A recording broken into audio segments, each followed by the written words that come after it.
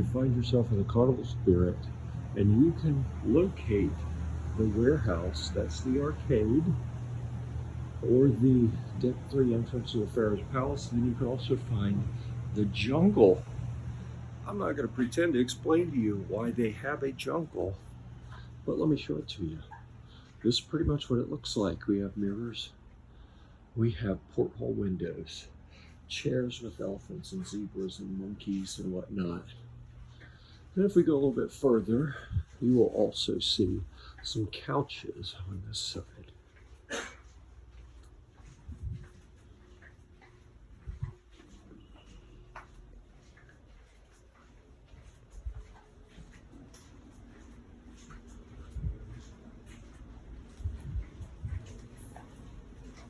Hello, sir. Good morning.